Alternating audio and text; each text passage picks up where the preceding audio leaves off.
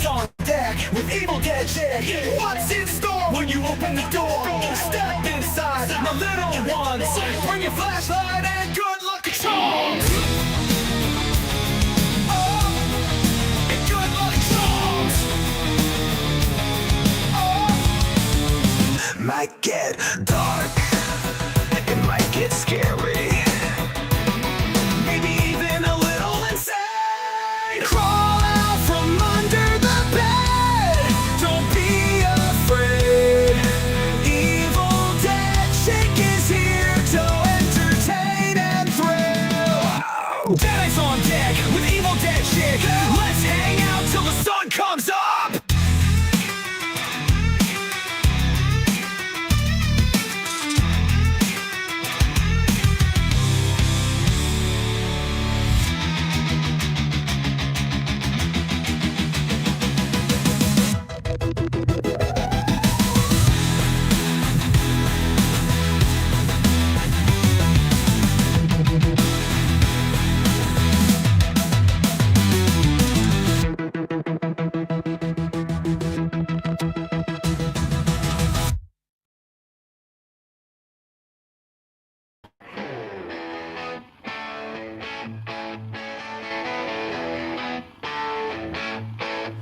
Watching movies, Evil Dead Chick and the gang. Funny, strange, hysterical, or just plain bang bad. This weekend just got amazing. It's a watch-along weekend. Horror and sci-fi, comedy and more. We got it all this weekend.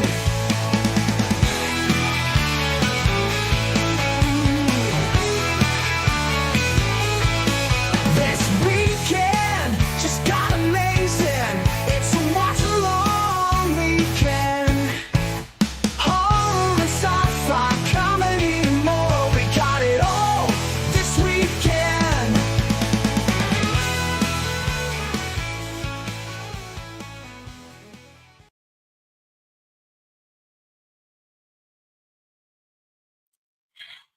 Hey gang, and welcome to yet another movie that or watch along that's part of the watch along weekend. Here in a few minutes, we're going to be watching National Lampoon's Vacation. This was, I think this was probably pretty much my introduction to National Lampoon films. The only other one I may have seen around the same time was probably Animal House. And my dad introduced me to these types of films. Now, before anybody says, what kind of crazy dad do you have that's showing you these rated R movies? Well, when I saw them for the first time, it was on television. So there was no nudity or anything like that. Now, the version we're going to be watching tonight will have everything in it. Now, I only have a 4K right now of it, so I'm going to be relegated to watching it on my tablet. And there's probably going to be commercials because it's through Daily Motion. So I also have that link in the chat for any of you that don't own your own copy on Blu-ray or DVD or otherwise, and you want to still watch along with it. Now, if you want to hang out in here and not actually watch the movie, let's say you've seen this movie 100 gazillion times and you know it by heart, and if I'm describing a scene, then you'll know it right off. That is perfectly fine. You can come in here and hang out. I do not mind. Now, I am definitely not planning on this one being as long as the Dawn of the Dead one. I'm going to push my microphone over. I forgot to pull that over. Hopefully y'all can hear me. Me and Chris went on for over 5 hours last night. And I think that was mostly my fault, if not all my fault, because I'm a jabberjaws. And I love to talk and I love to interact with people. And we got to talking about a bunch of different things after the movie was over. And so I thank all of you that watched that on the replay. I know there were several of you in there, chatting it up in the chat and all that stuff, and I really appreciate that. And I also appreciate people that maybe didn't have time to come in on it live and they watch it later. That is perfectly fine too. It's all support of the channel. And amazingly enough, I gained some new subscribers last night. So thank you guys and gals for that. Those of you that went on and subscribed, which, by the way, all the support of me and the channel does not have to be monetary. I appreciate it when people are able to, but if you're not able to, there are things that don't cost you a dime that will support the channel and support me and what I'm doing or trying to do. And one of those ways is to subscribe. If you have Graves' disease, gritty eyes. I'm sorry. I don't know why that keeps coming on and it's muted. So hopefully it won't do that in the in the middle of, what I might do is I might just mute the sound all the way. That might be a better, because I'm not going to need the sound. Okay. So hopefully those little advertisements won't be playing and making noise. Anyways,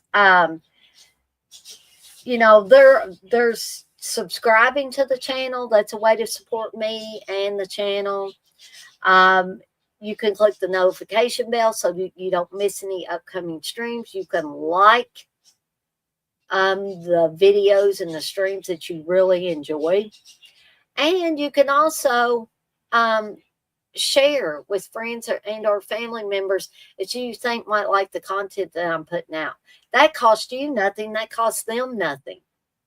And I just wanted to let you guys know again that we're going to have a big celebration if I make it to the milestone of it. That's my next milestone, is to make it to 1,000 subscribers. And if I can do that,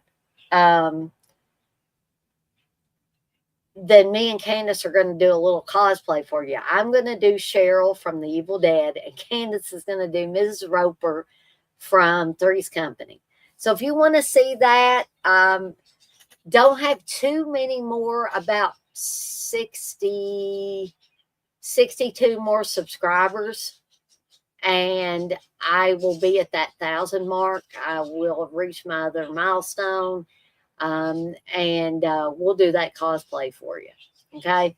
So just keep that in mind. Like I said, you can subscribe, you can tell friends and family members, and hopefully they will subscribe. And I'll get to that 1,000 in no time. Right. All right. So little housekeeping stuff before we get started. Please hop on over to the shop site at deaditesondeck.com. Tell them Poe sent you. Poe is, of course, the official mascot of the Deadites on Deck horror shop. If you are not a horror fan, or you're a horror fan and you get on there and you're like, gee, Dana, you don't really have any designs that I would like to have put on a t-shirt or a hat or a tote bag or a mouse pad. You don't really have any blended teas that I want or any candles that I want.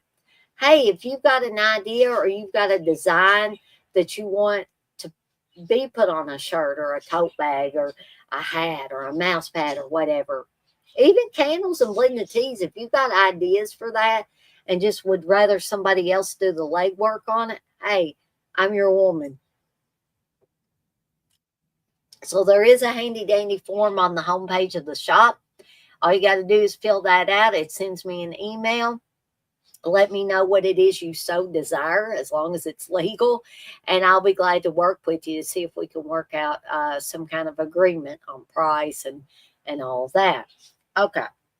So also, I'm hoping to have more Dick's Picks, more Cannon Fire, more They're All Messed Up. Maybe another Friday Foolish where me and Candace are going to do a little versus game for our last 10 rounds, because last time, this past Friday, we were on there for over 4 hours and only got through 10 rounds. And The Exorcist was the ultimate winner of the scariest movie for that group. Now, this time it's going to be a little bit harder because The Exorcist ain't going to be in there on those. So I'm curious to see which one ultimately ends up getting picked for that. So hopefully me and Candace will be able to do that this coming Friday. And the voting is still going on for the next group of watch-alongs, not this coming weekend, but the following weekend after that. July 4th should be another Evil Dead Chicks Slasher Fest. We're going to be watching Sleepaway Camp 2 and 3. So you can look forward to all that if you don't have any huge plans for July 4th, starting at 7 p.m. Eastern Time that Friday. And that is coming up this Friday, folks. So hopefully I won't be drowned out by the sound of booming fireworks as I'm doing Evil Dead Chicks Slasher Fest that night. And remember, again, that starts at 7 p.m. Eastern Time. Can't even talk. But there is another poll up now for the next group of watch-alongs. So be sure you get your votes in early if you want to have a say-so on what movies are picked. All right. Trying to make this big again. Daggone it. I hate when this thing does this. I don't know what it did. It's like it's frozen. Hold on a second, folks. Now I'm going to have to go through.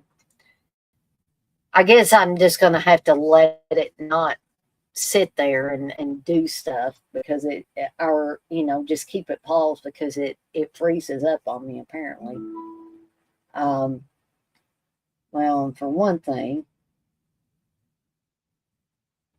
hold on here, let me see if I can get it paused.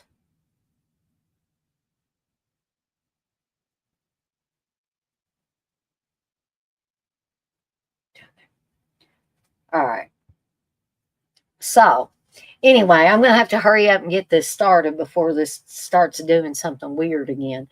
But I wanted to wait for more people, but hey, there might not be anybody tonight. I see one person in there. Sadly, I don't think I'm going to have anybody joining me. Now, Poe may stop in here from time to time as he usually does. Love this movie. There he is. Hey, Poe. Poe loves every movie. Like I know I've said that before, and I'll say it again many, many times. I don't think he's found a movie or there's a movie that I've talked about that he hasn't liked. He usually, I love this movie every time. All right, so if you come in later, I'll be happy to give you a timestamp. If I don't have anybody in here, I guess I'll watch this daggone thing by myself and talk about it for anybody that will watch it on the replay. So anyway, we're going to go ahead and do the countdown, and then we're going to get this party started with National Lampoon's Vacation. So here we go. 3. Oh, wait a second. I forgot to tell you where I was. Okay. So I'll give people a minute or so or a few seconds or so. I'm where it says a Maddie Simmons production, a Harold Ramis film. On Daily Motion, it's about 18 seconds in. So let's give everybody a few seconds before I do the countdown. I almost forgot myself there. Sorry, folks.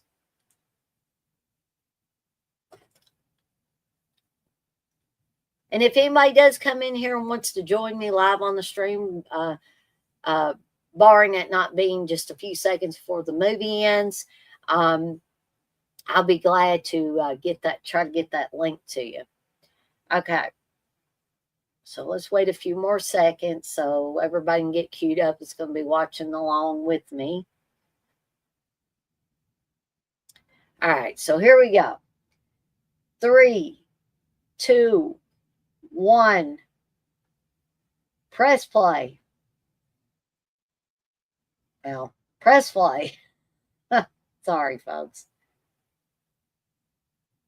I'm watching this on my tablet, so tablet is sometimes not as sensitive as I'd like it to be.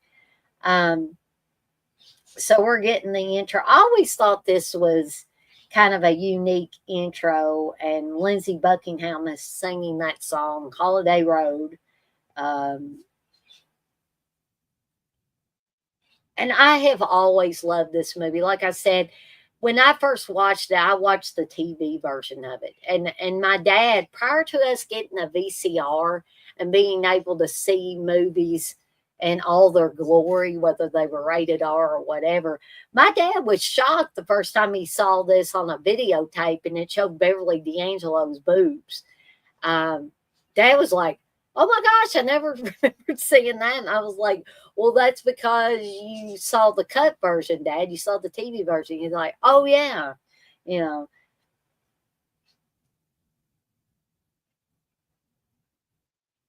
And I'm sorry to be looking over to the side, but with me having to watch it on my tablet, um, instead of having it show up on the screen, so I have to kind of glance over there. Oh goodness. Yeah.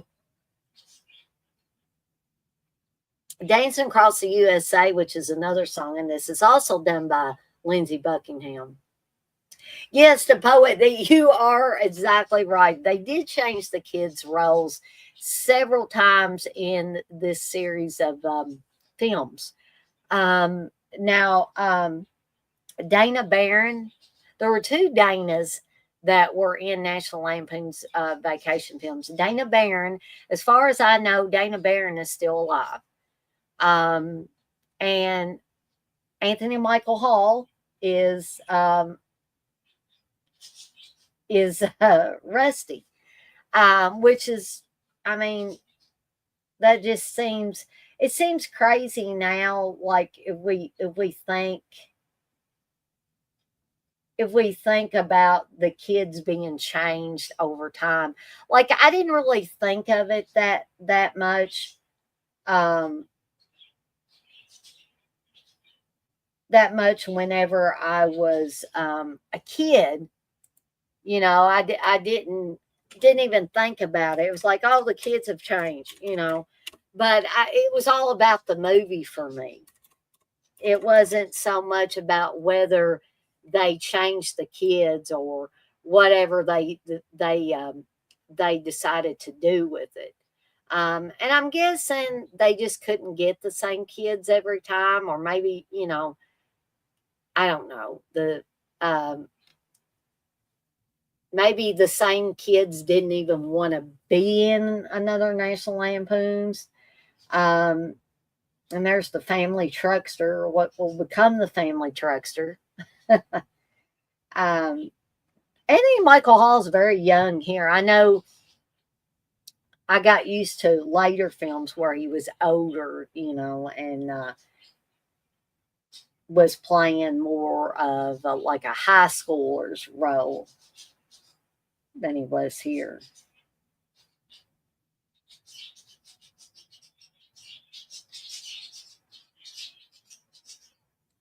And I always think of Chevy Chase as like the everyman, the guy that always wants to do right by his family. He wants to have the perfect vacation. He wants to have the perfect holidays. In fact, if you watch Christmas Vacation, um, Ellen is telling him, she says, you always, go overboard with this. And he said, when have I ever done that? And she starts naming off, and she talks about vacations and graduations and all that stuff. And he's like, all right, all right, all right. Finally, he's like that. So you can see he's talking to this high pressure car salesman. And it's one of those things where the the character who is getting railroaded pretty much knows he's getting railroaded. Um, and Chevy Chase's character of Clark, go so far as to say, "Where's my old car? I want my old car back." But they've already crushed his old car. And so, guess what? They get the family truckster, right? And that is one of the ugliest cars I've ever seen in my life, except to Cousin Eddie. Cousin Eddie likes it.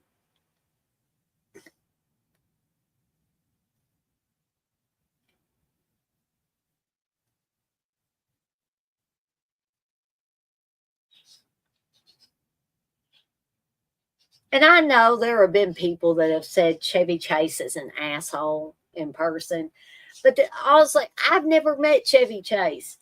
All I've seen is like pretty much the dad Chevy Chase or the suave golfer in Caddyshack Chevy Chase.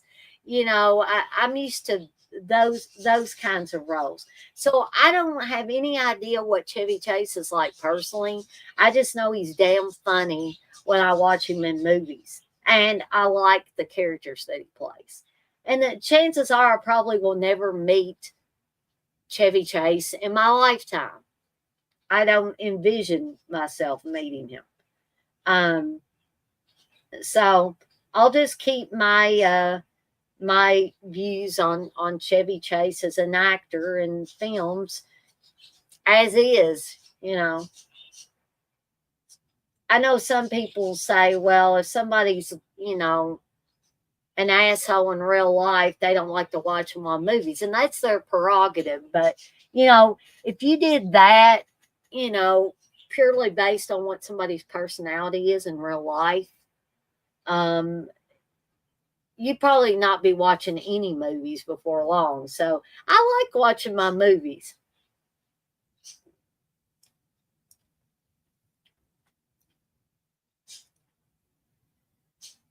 So you can see the kids are playing old video games. And you can also see when he's, showing the kids the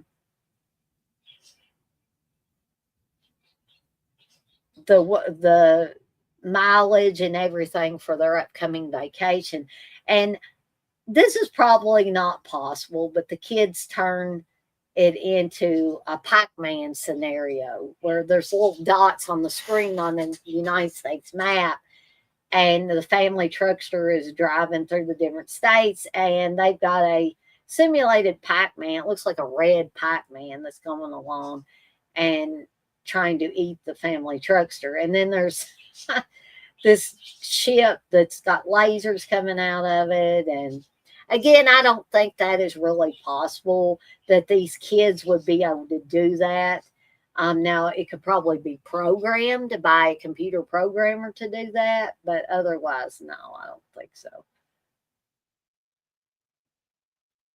And I believe this must be the high def version that they've got on Daily Motion here.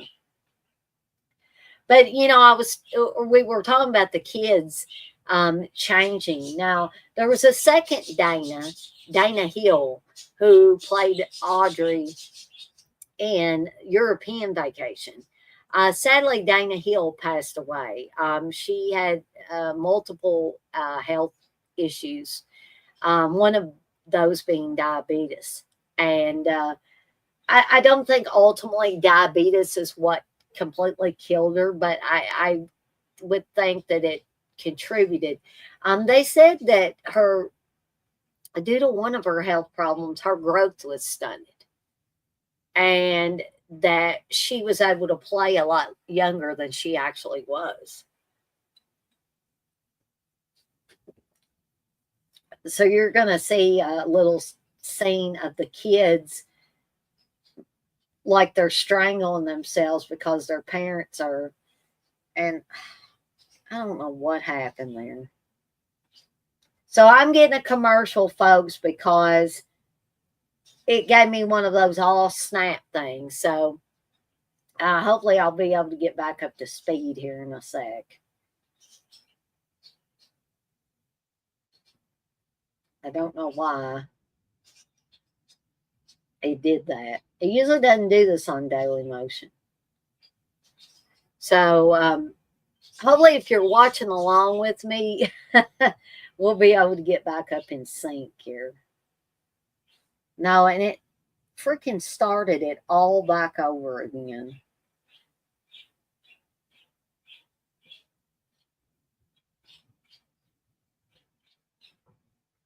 Okay, I'm going to try to get it about where I was. I think I'm probably going to have to.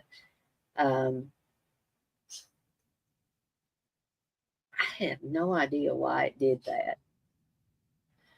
But I can talk to y'all a little bit while it's going through this crazy commercial, this crazy ad. I thought I still had a Blu ray version of this, which would have been a little bit easier on me since I'm hosting this thing. But I could not find it, so I must have sold it, or me and Steve took it to one of the places where we traded it in and got credit. But I do apologize. If it does this again, I may just go ahead and rent it, which is another thing that you can do. Because I'm not going to sit here all night with it, doing that stupid stuff. And then bringing me all the way back to the beginning. All right. So I had to start it back when they're leaving the house to get ready to go on the vacation. So,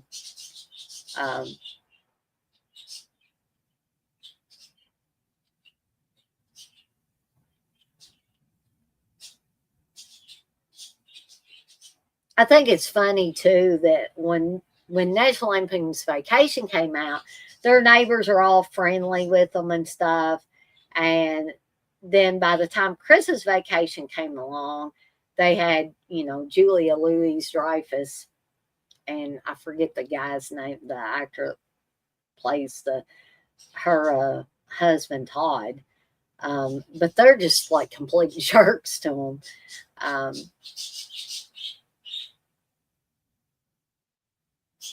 But we're soon going to get to this is where the parents are singing again. And what kid has not felt tortured by their parents singing songs when you go on a trip, or, any other things that parents might do?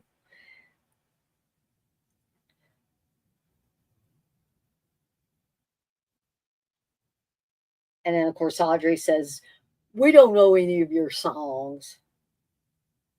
But Clark saves the day because they're going to sing the Wally World National Anthem, which is where they're headed, to Wally World out in California.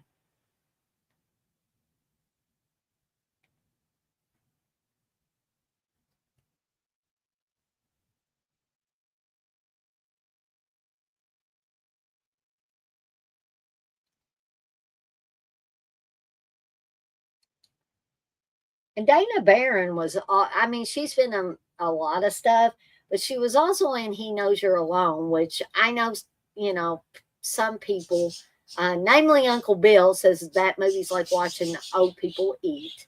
I disagree with that sentiment, but Dana Barron is also on that, playing Caitlin O'Haney's younger sister in that film. That is also the debut of Mr. Tom Hanks in a movie.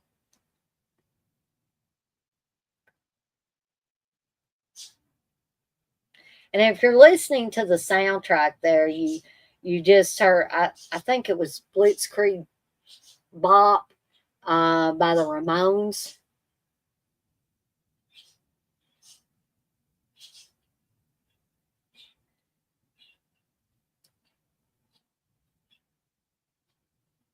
And Chevy Chase singing "Swing Low, Sweet Chariot." My dad used to sing that too, and so, like, I think that's probably why I have a fondness for Chevy Chase, especially in the National Lampoon's Vacation films, because my dad was always, and I'm not trying to be sappy, but my dad was always my hero growing up, and I'm still his biggest fan. Um, I've always been close to my dad. I'm close to my mom too, very close, and gotten closer as I've gotten older. But growing up, I was a daddy's girl, and I wanted to be wherever my dad was, doing whatever my dad was doing. And so there are a few movies that every time I watch them, I think of my dad. And my dad is still around, you know. But you know, Jaws is one of them. This one is one of them, National Lampoon's Vacation. So every time that I rewatch these particular films, it gives me a happy feeling inside because I think of the times growing up that I watched these movies with dad. There's a St. Louis Arch there.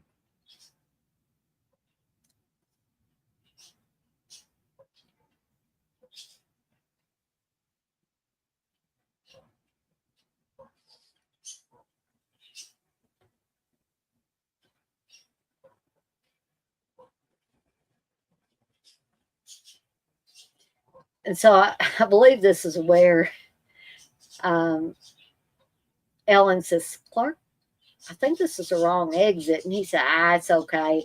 And then they end up in a bad part of town, to say the least.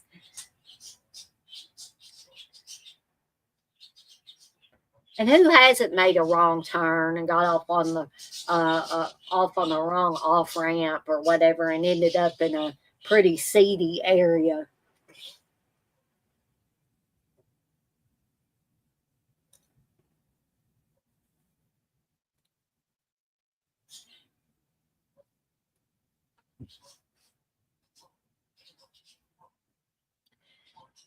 And Clark was just saying how it was good that they got to see the other side, you know, and then all of a sudden gunshots ring out and somebody screams. And he's like, roll them up, you know, talking about the car windows. And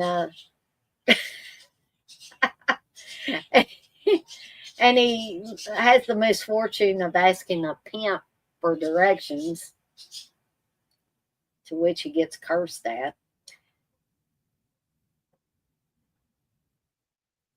And he's going to have his hubcap stolen here as one of these guys is distracting him.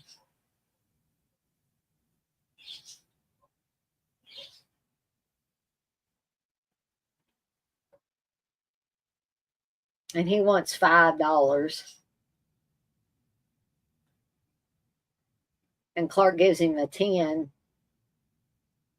to which he, you know, he doesn't have any change. So he just pockets that $10. Like I said, he's just distracting him long enough for his buddies to steal the hubcaps.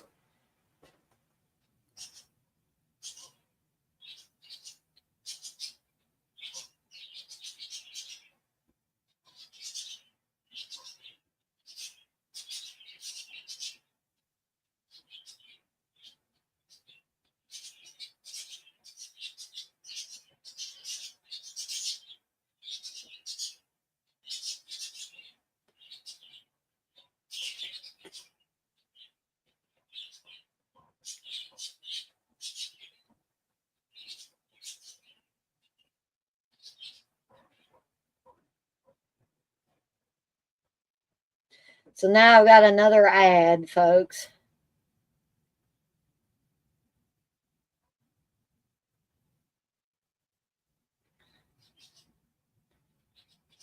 So hopefully we'll be back here momentarily.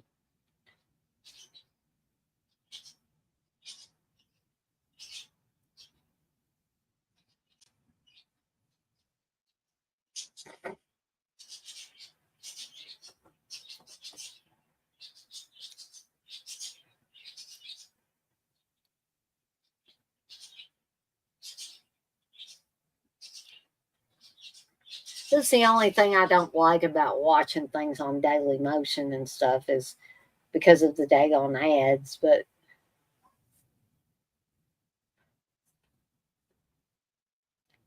oh, you gotta be kidding me. I don't really want to have to rent this, folks. I bet you it's going to take me right back to the beginning of the film again. I don't know what is causing it to do that.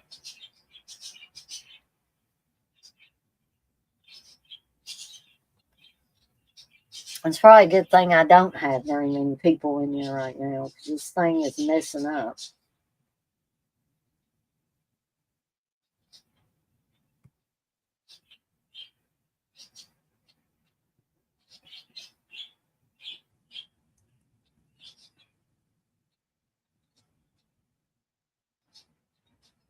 I'm going to give it one more chance and then I'm probably just going to rent it for $3.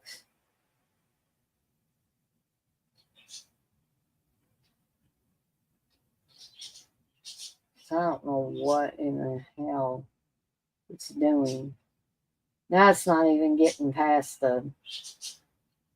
this ad. It doesn't look like. I don't know. I guess Daily Motion's having an issue.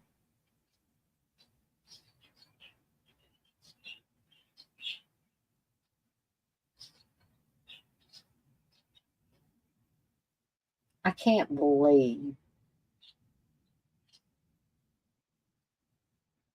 Okay, so I got it where he's, well, another daggone ad. Okay, like I said, guys and gals, if it does this a third time, I'm just going to give up the ghost and I'm going to rent it. Didn't know I was going to have this much trouble with Daily Motion. I don't usually. It seems like every time it goes to a regular ad, it crashes.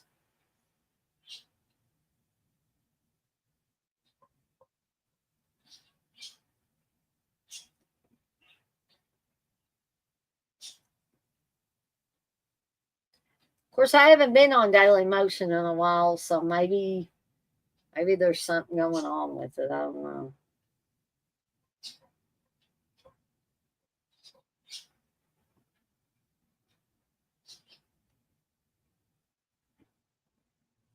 Okay, so now we're about back to where it was when it messed up.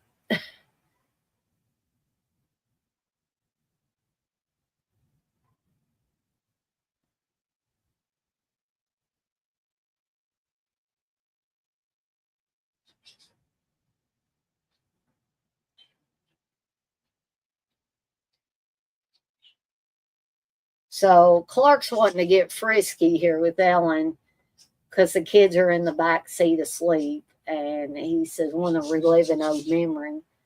Um, and Ellen tells him, basically, let's wait till we get to the hotel.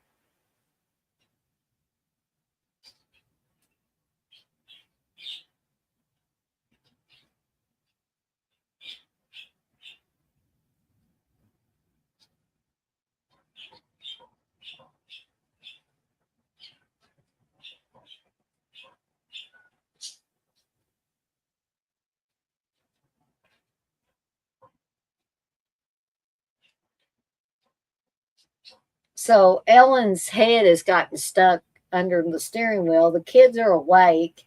Her head is in Clark's lap. And of course, the kids think there's something sexual going on there.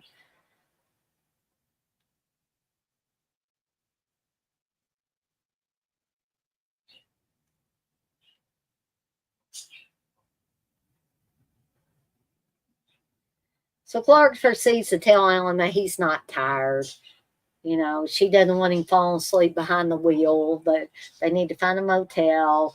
But he convinces her he's fine.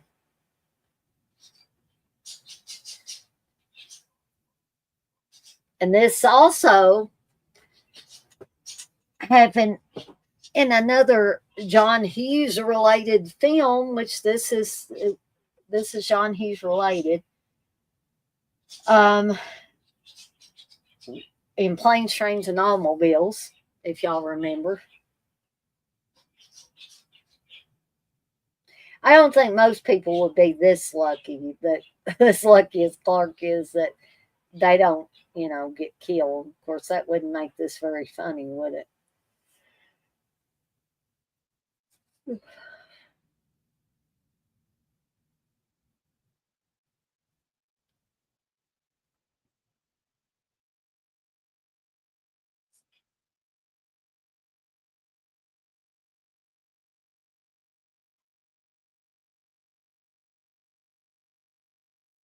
So, gang, whoever's the one or two people that are watching, I do appreciate you, by the way.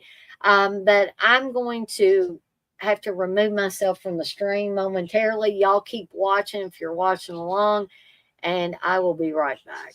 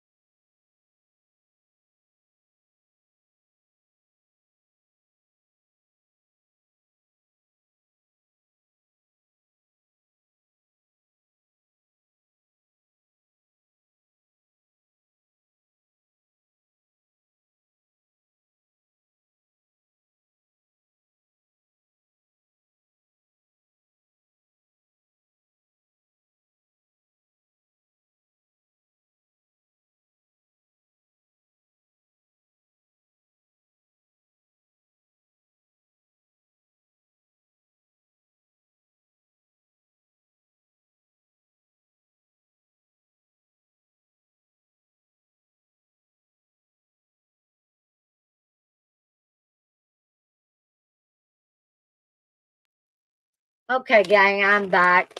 And I've got an ice cream cone, um, a drumstick cone. A little hungry. But I did miss the scene where they show Beverly D'Angelo's boobies there in the one scene where Clark is doing the Psycho parody and he's got a banana and he's going ee, ee. Said boobies. Yes, I did, Poe. Can you say boobies on YouTube? Well, I believe you can, Poe. I think it's fine.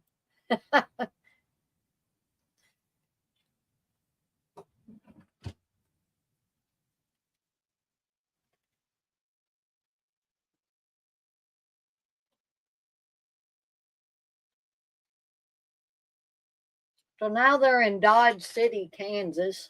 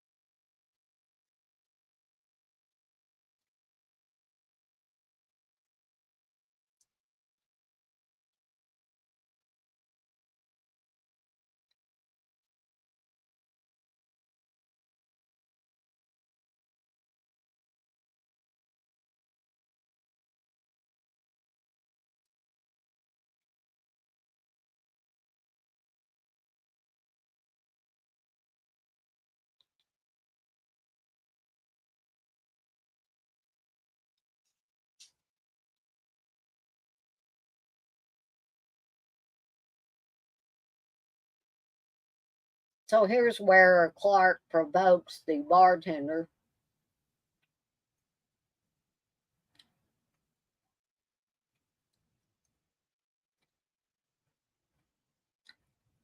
In this saloon they go into.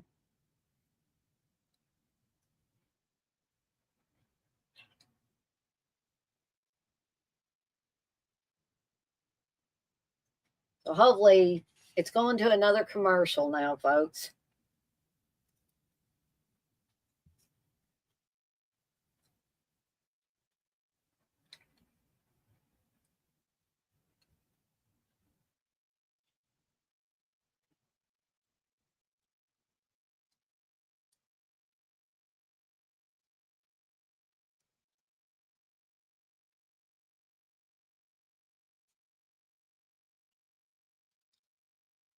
I'll let you know when we get back to the movie.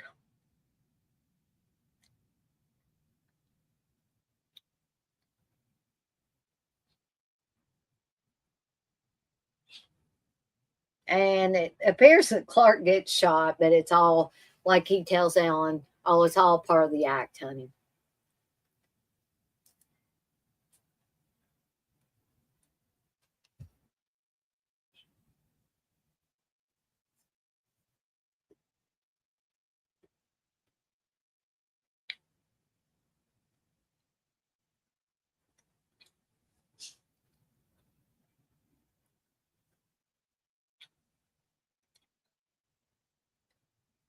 And Ellen says, are you happy now, Clark? She's deaf, talking about Audrey, which is similar to the scene in Christmas Vacation where Audrey, they travel out waist deep in snow.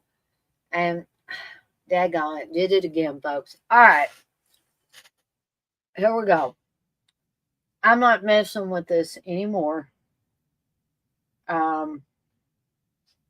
And hopefully it will not do this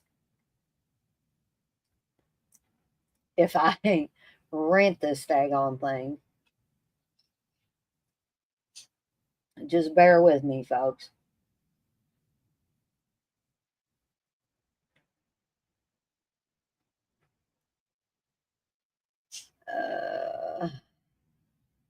Buy or rent. I'm not gonna buy it, but I'll rent it in high definition for $3.99.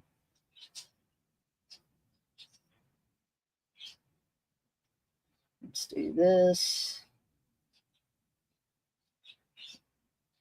Oh gosh, I hope I remember my password.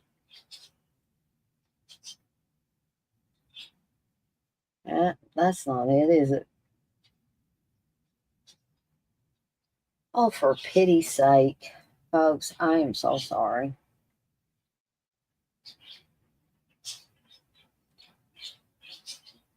Tell me my password is incorrect. All right, sorry, folks. I guess I'm going to have to reset my password.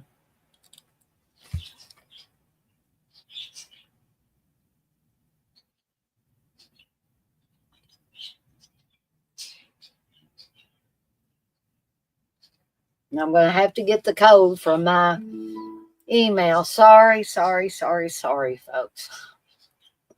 This just annoys me to no end. All right. I thought I knew the freaking password for that. I mean, I don't understand.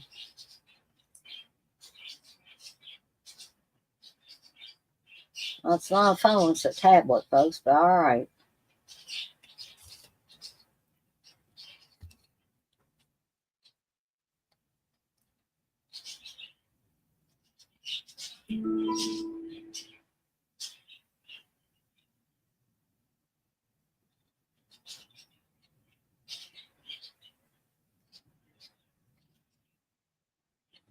Well, it didn't give me a chance to reset the password.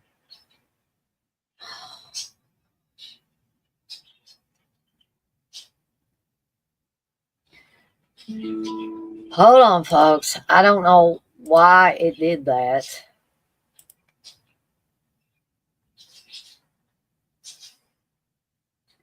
Hopefully, we're going to get through this movie, folks.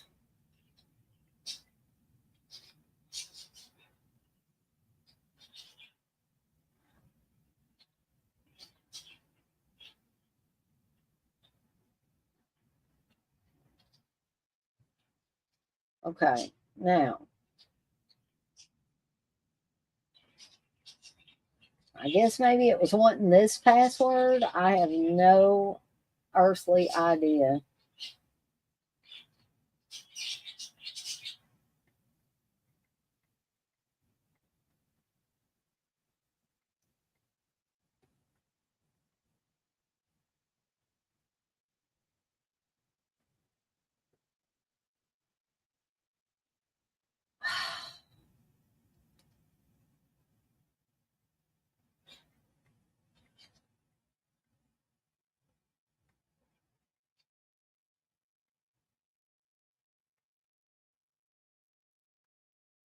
Maybe that was one I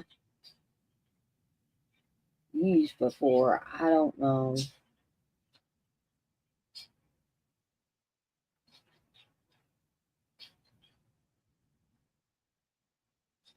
Okay.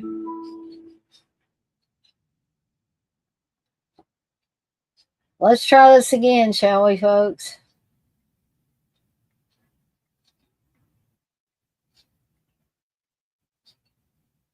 Super, super annoying. All right. Oh, Lordy. All right. All right.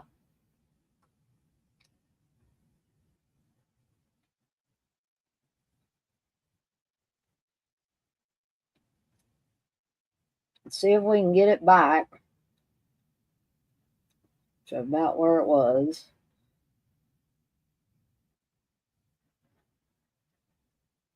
Okay. But like I was saying before that thing messed up on me again, um, it's similar to the scene in Christmas Vacation where Audrey and the family went about waist deep it to find a Christmas tree waist deep in snow. And there's a funny scene where Audrey's face gets frozen when Ellen makes the remark, "She'll answer you later, Clark. Her face is frozen."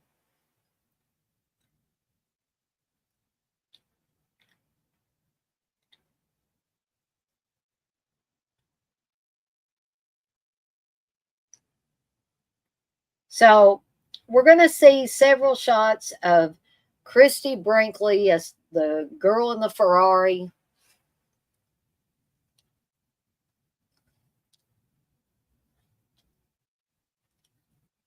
And I hope one of those scenes is coming up soon. And here she is, Ferrari girl. Christy Brinkley in her prime. And apparently Christy Brinkley still looks pretty good for her age. Also, apparently she hasn't had any work done. Now, whether everybody believes that, I don't know.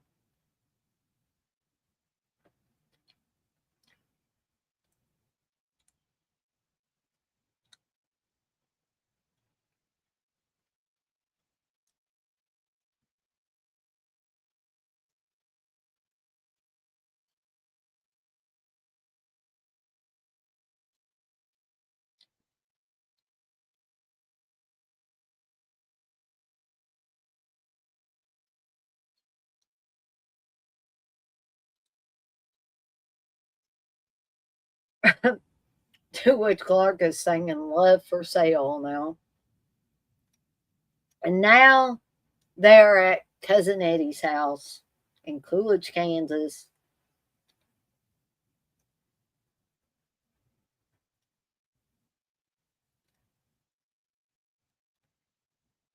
Now, Cousin Eddie's kids,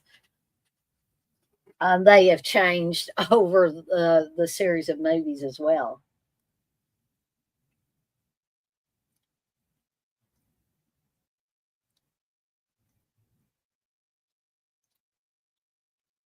And there's Jane Krakowski playing one of the cousins. Cousin Vicky there. Well, I'm not saying Jane Krakowski looks bad or anything. But I think it's by the time of the Vegas Vacation movie, uh, Cousin Vicky has gotten super, super hot and shows Audrey how to dance for money, basically.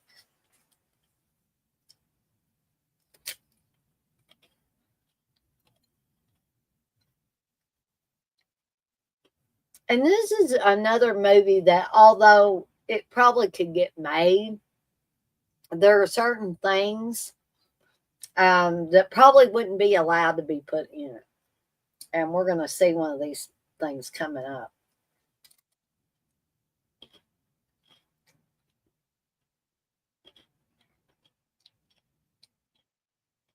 And that's Randy Quaid playing Cousin Eddie there.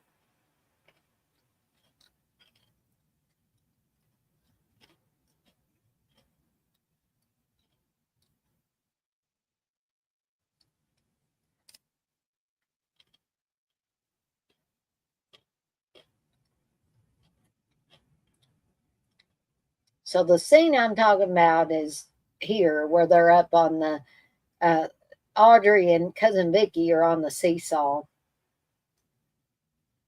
and there's talk of French kissing there. I'm not going to go into detail because the YouTube gods might not smile too fondly upon me and may think that I'm, insinuating something that I'm not insinuating. So if you're listening to the dialogue of the movie, you'll know exactly what I'm talking about there.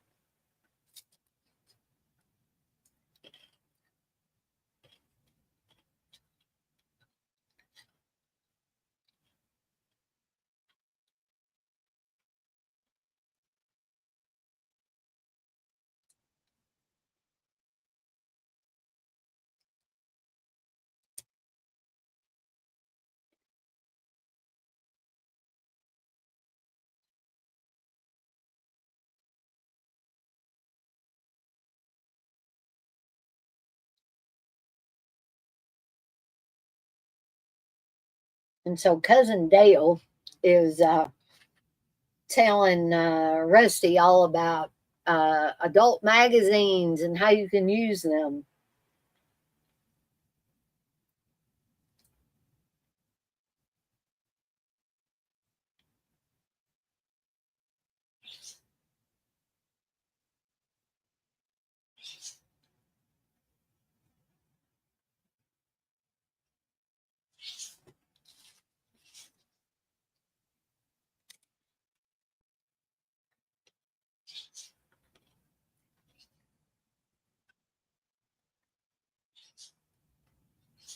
Did I freeze up for a second to poet? Well, there's been some issues. I don't think it's with my internet. I think it's with StreamYard actually. Can you see me and hear me okay now, the poet?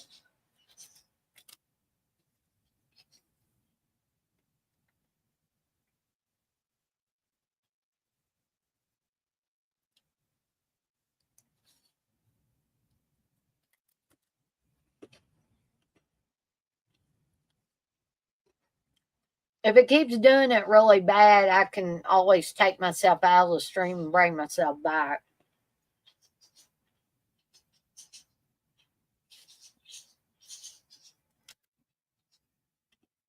Fine now. Okay, cool.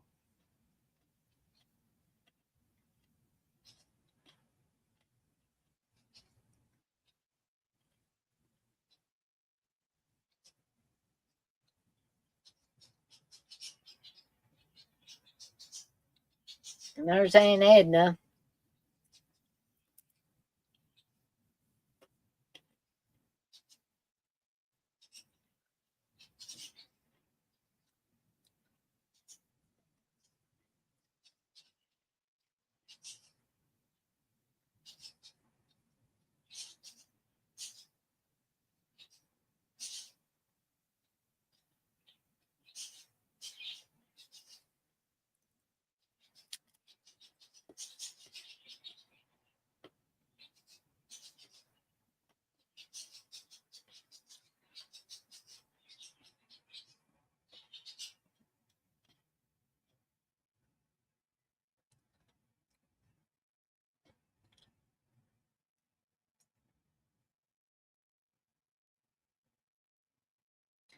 So Clark and Ellen find out they're going to be driving Aunt Edna to Phoenix.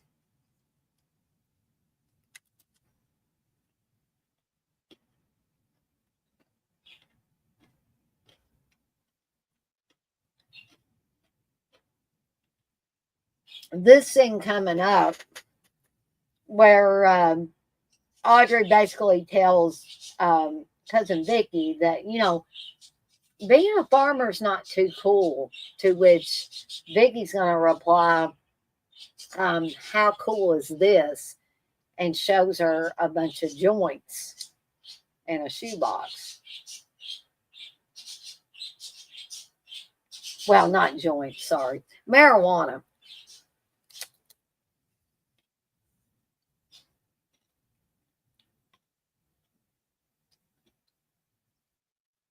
Which, makes more sense in the context of a later scene where the girls are giggling. Now, when you're a kid, you don't think about these things.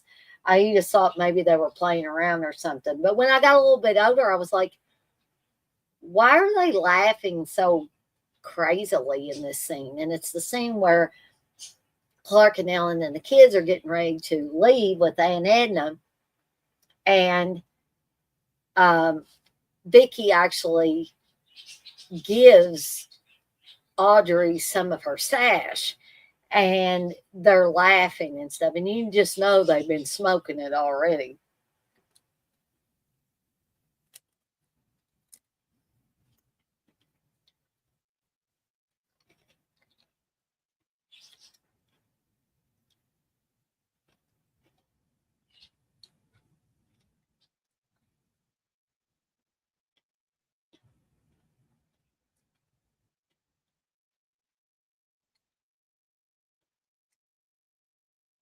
And cousin Eddie gives Clark some white shoes.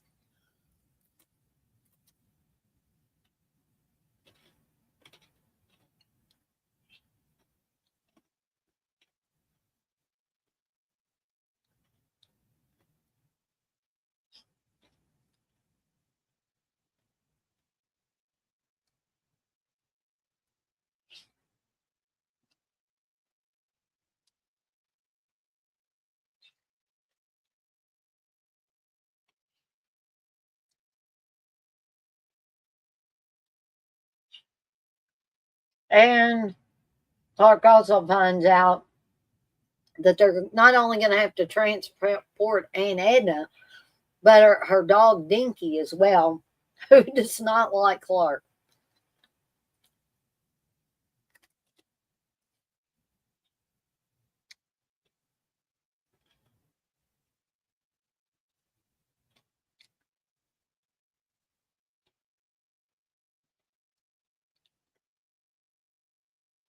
So Vicky does give her some joints there.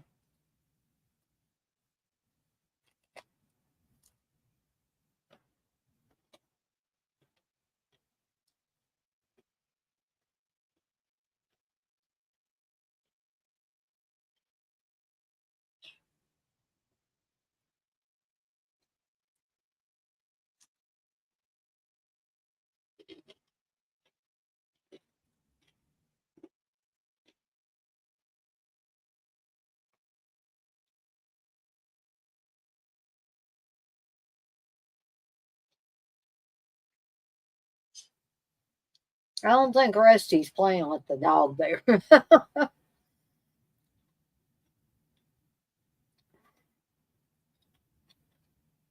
So Clark is about to see Christy Brinkley again. Ooh, Tab. Tab is one of the worst sodas or soft drinks ever in the history of soft drinks.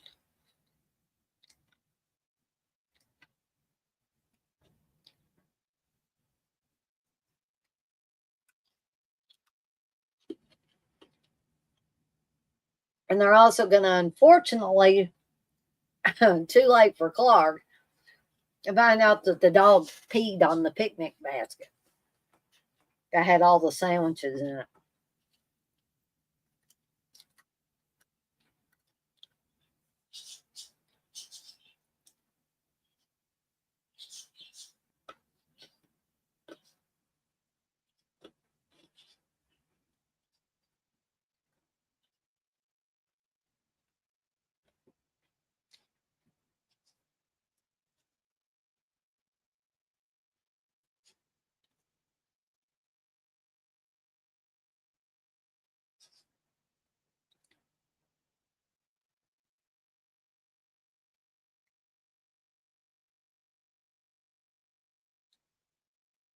And of course, Aunt Edna, she doesn't care. She'll go ahead and keep eating her sandwich.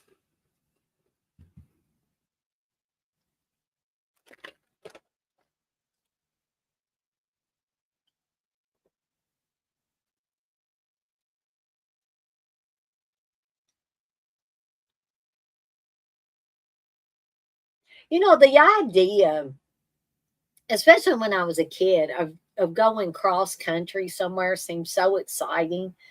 But even after seeing this movie, it did. But I don't know how many of y'all have ever actually driven cross country or been a passenger in a vehicle that's being driven cross country. But I would imagine that it's not really all it's cracked up to be. Although hopefully it's not as bad as the things that happened to Clark and his family.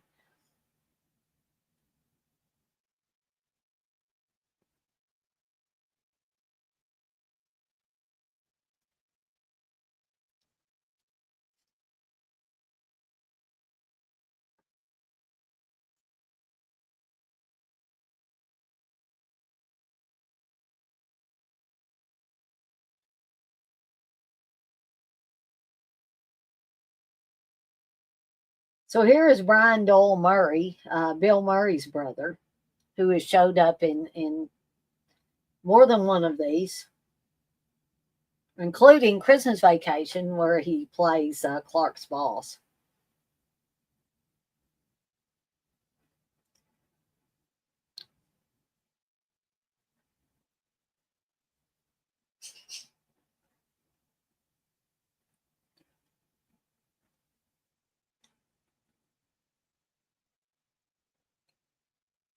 I just now notice he's got a Nixon Agnew button on.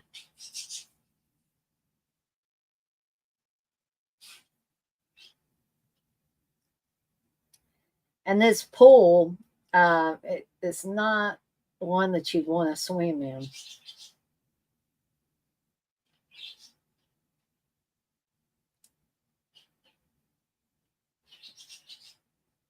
And Edna's still complaining.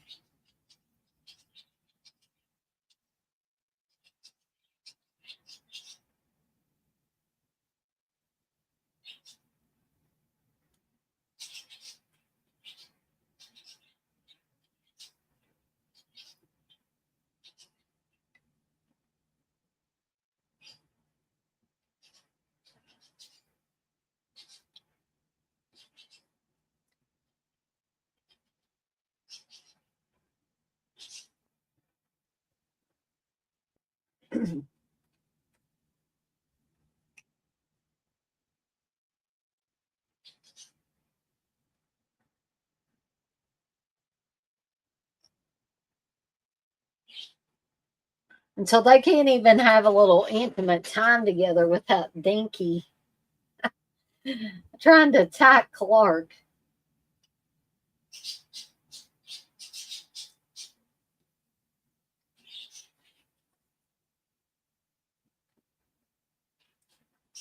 To which Clark says, I'm going to kill that dog.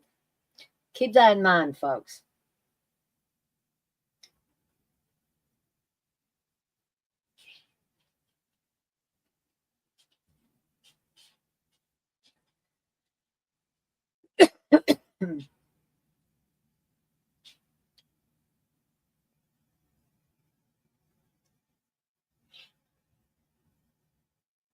So Dinky, you can tell, working with animals is very inconsistent.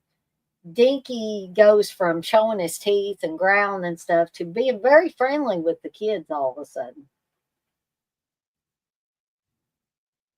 But something, even though they try to make this comedic and stuff, this is a scene that poor Dinky. See how he's putting him on the bumper of the car?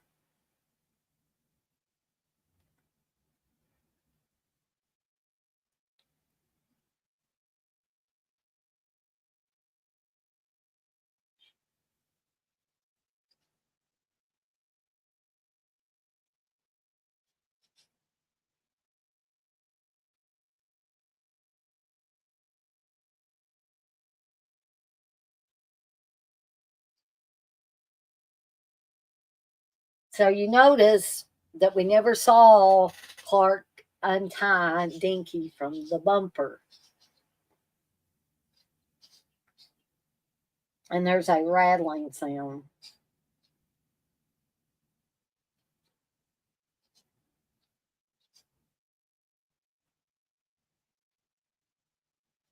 And this also makes sense, whereas in the television version, it didn't make sense.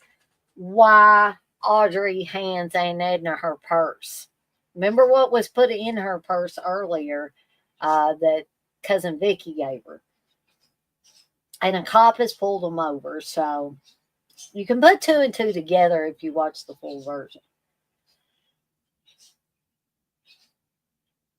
So this cop is not playing around. Clark has no idea what he could have possibly done.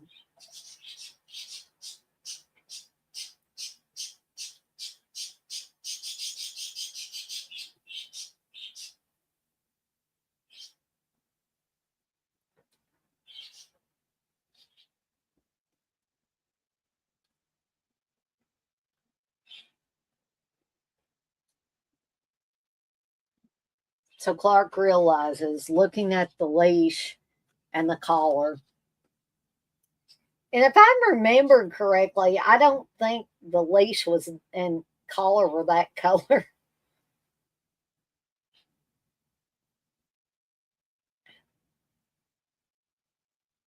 And although Clark is, I mean, obviously the character is sorry that this happened to the dog, I, I think he lays it on a little thick.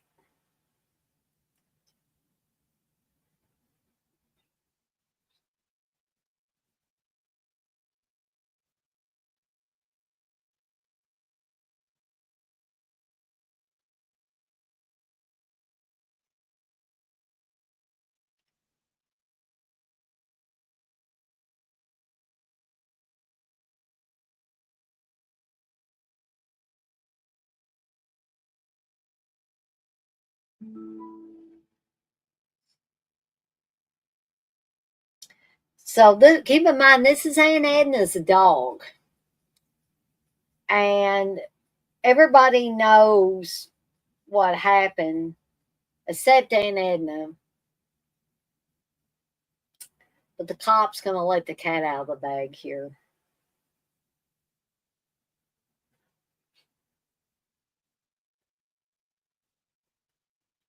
And it's right about here.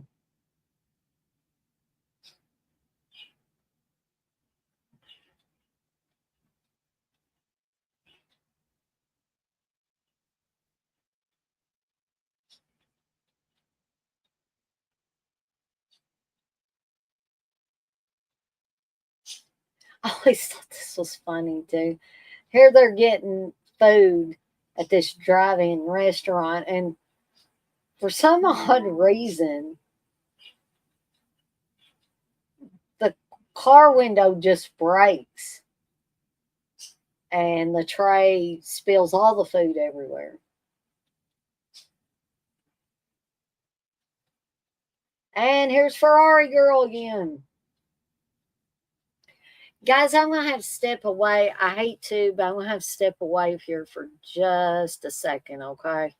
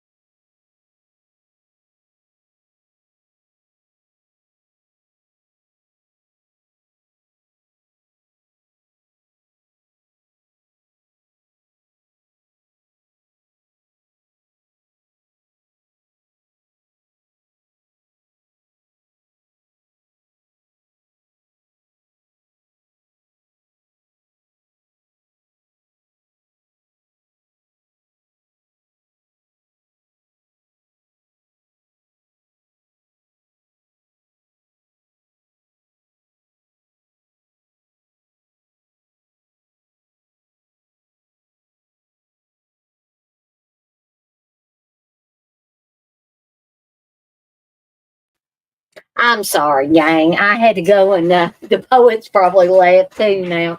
I had to go away for a little bit. Had to take care of something. But I didn't miss too much in the movie. I don't think. I missed the part where Aunt Edna died, and they dropped her off at cousin Normie's house. Um, but now we're seeing that Clark is in the pool with Christy Brinkley's character, and Ellen is none too happy.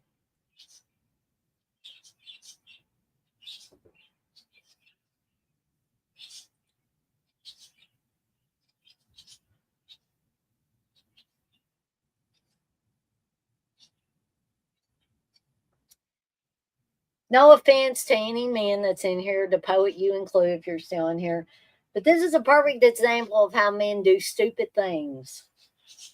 Like he'll say to Rusty, he'll explain to Rusty, and he says, sometimes you do things, basically that you shouldn't. He said, like swimming naked with girls, and he says, yeah, I like swimming naked with girls.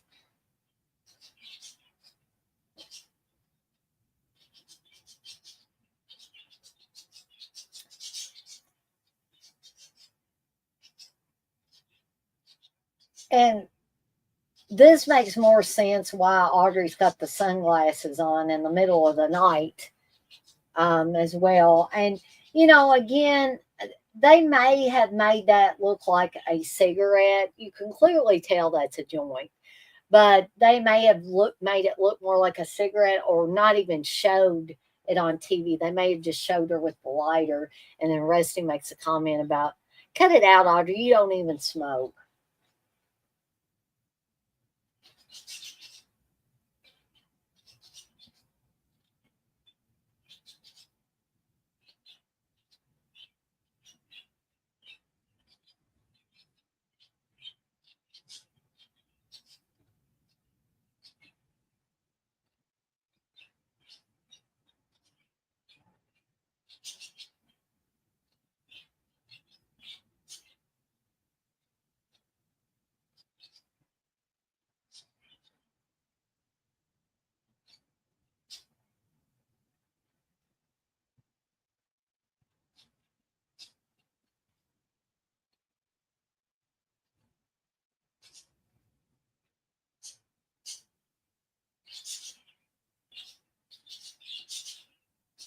And then he proceeds to tell Rusty that was a swimming waitress.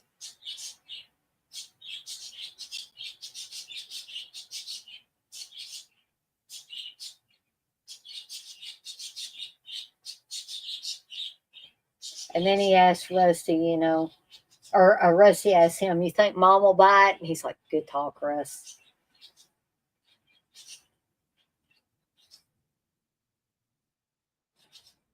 Go to bed, Russ. Now he's in the doghouse with Ellen, which I think any husband would be in the doghouse with their wife if they got naked and dove into a pool with a naked lady who was not their wife.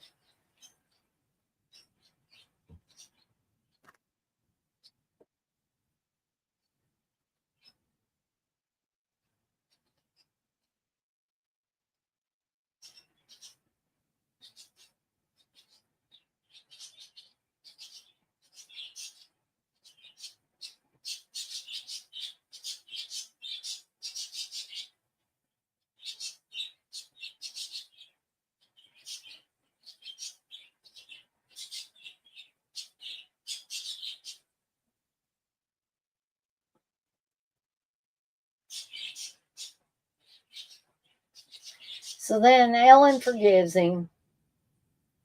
In fact, she forgives him a lot quicker than I would forgive Steve if he done something like that. And she wants to get naked in the pool with Clark. And again, she screams that it's cold, and everybody comes out of their hotel rooms again. Just in time to see Clark dive into the pool as well.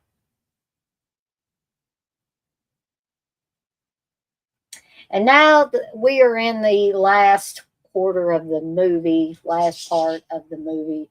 They are now in Los Angeles, California.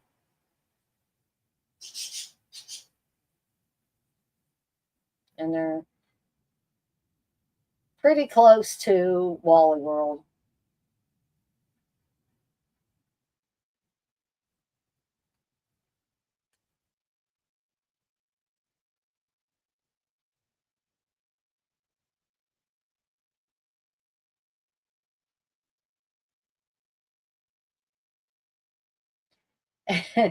And my dad would always laugh at this part where he's like, first one's here, first one's here.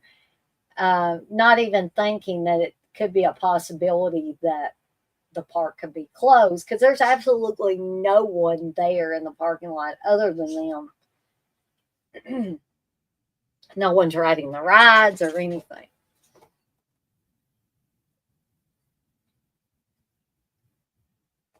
Which I would suspect in the time period that this film was made that that probably did happen more often than not. But in the days of the internet, people would probably check on the internet to see if something was going to be open or closed. That's right. First one's here.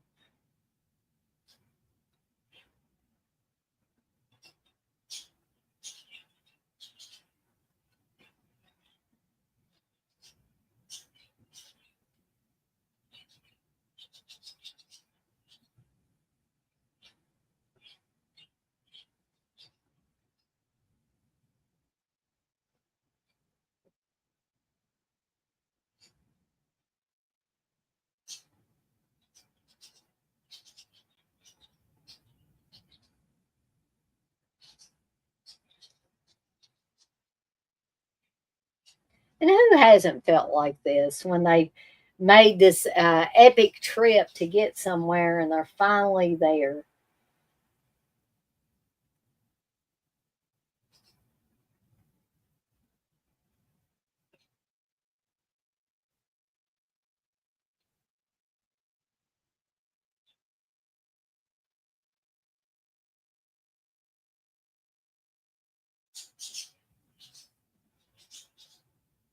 And what do they see? Sorry, folks, we're closed for 2 weeks to clean and repair America's favorite family fun park.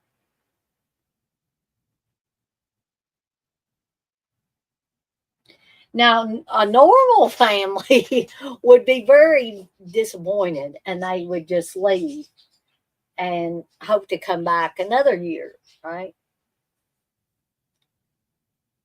But this is Clark Griswold we're talking about here. First of all, Clark gets so mad that he punches Marty Moose.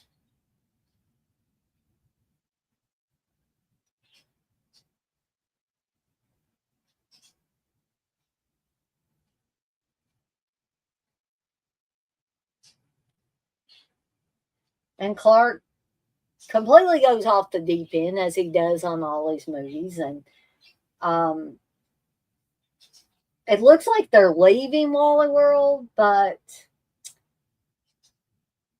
Clark's going to go to a sporting goods store, folks.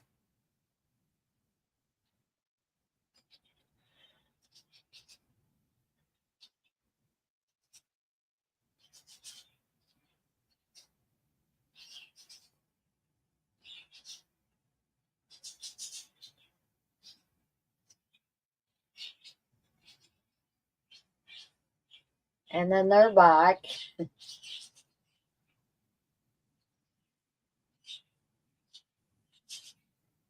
I'm thinking though, if a amusement park really was closed like this, I don't think it would be that easy to enter the park. But it's a movie, folks. And there's Mr. John Candy playing the park security officer, or one of them.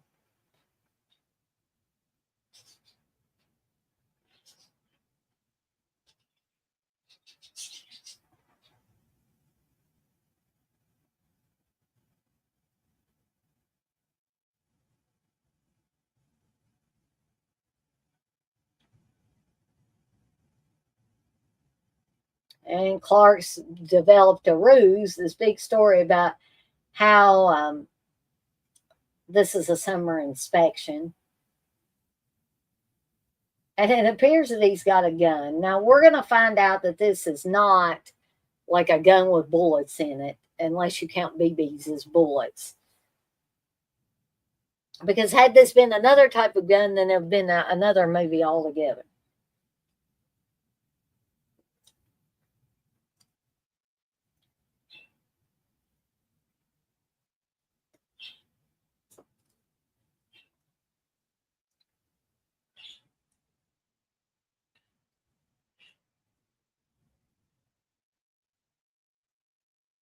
So he makes the other security guard roll over like a dog and stay.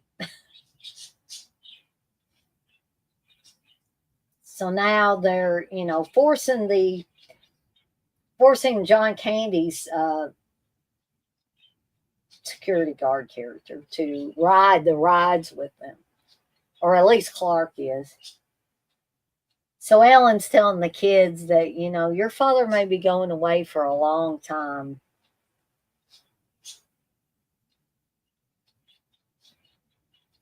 And that's a big roller coaster, folks.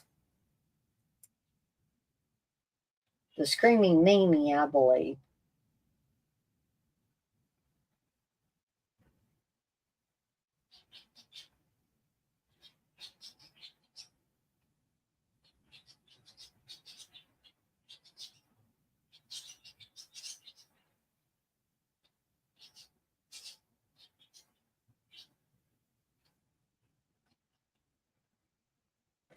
So John Candy's telling Rusty, that he had a bad experience on this roller coaster before. And Rusty's like, what happened? He said, I threw up.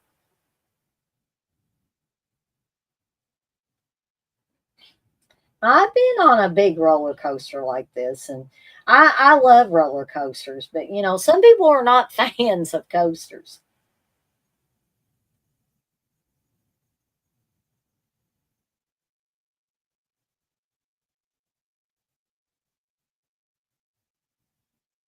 And there's a funny scene here where Rusty covers John Candy's mouth. But if he had thrown up, I don't think that would have worked.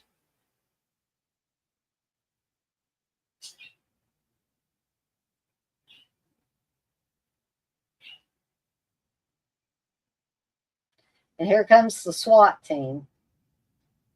And this is not the only National Lampoon's movie where the SWAT team shows up. They, of course, show up on Christmas Vacation as well.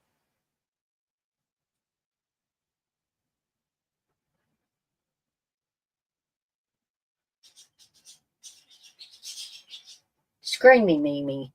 I didn't say it correctly earlier.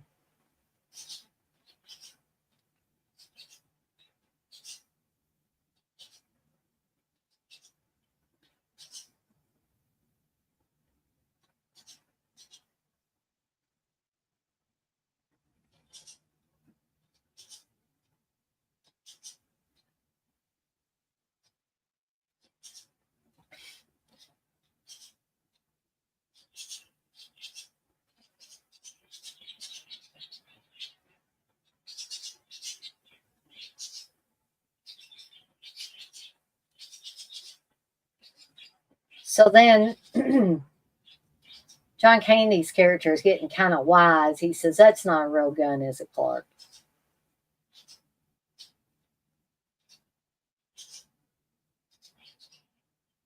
And he realizes it's a BB gun, and he gets ready to get up, and Clark nails him in the butt with a BB. Now, theoretically, I don't know if the rides could be operated properly by somebody setting them up and then them getting in there and riding them. But I don't know all the inner workings of these amusement park rides, so maybe it's possible.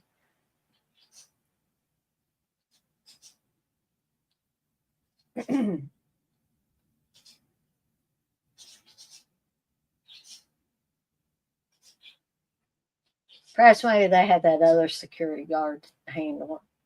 We just didn't see him.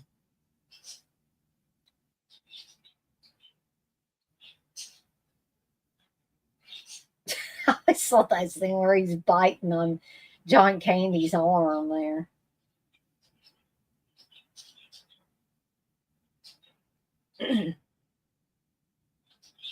No, Wes, there is no 6 hour cut of National Lampoon's Vacation. This is a regular theatrical cut. I have nobody on here with me tonight. We're not going to be talking after the movie. But thank you for the laugh, though. I know. I've had two rather long streams the last couple of nights. Well, the SWAT team has arrived. And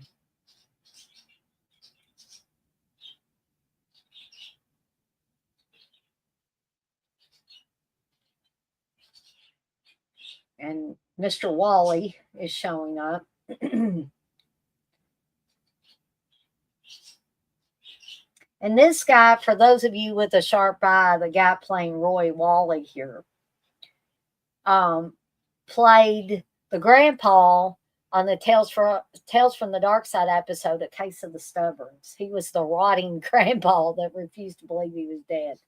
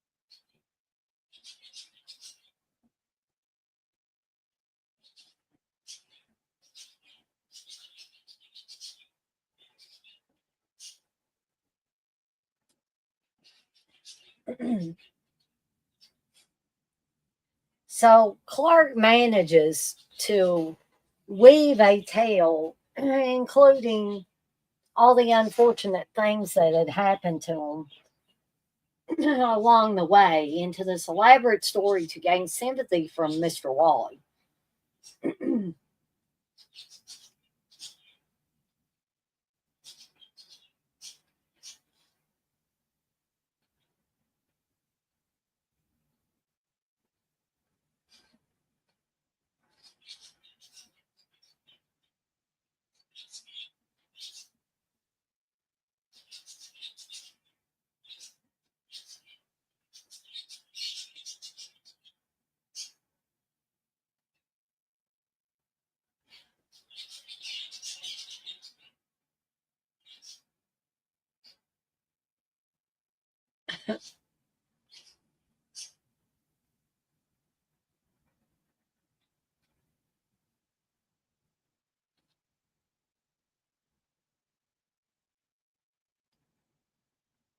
This would not happen in reality, but the charges get dropped. And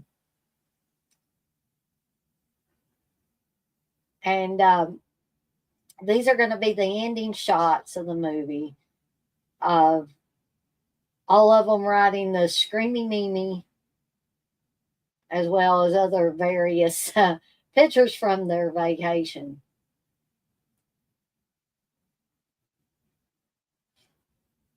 Eddie Bracken, sorry. Eddie Bracken is the one that plays Roy Wally. I was having trouble remembering his name. But he's the one that also played the the grandpa that refuses to believe he's dead until he sneezes his nose off on A Case of the Stubborns, an episode of Tales from the Dark Side.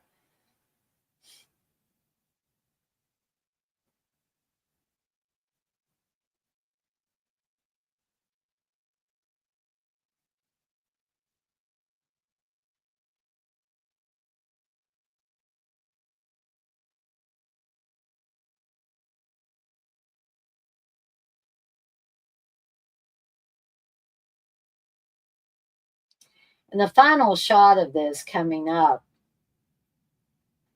is going to be them going home on an airplane. So apparently, they had learned their lesson about trying to drive cross country.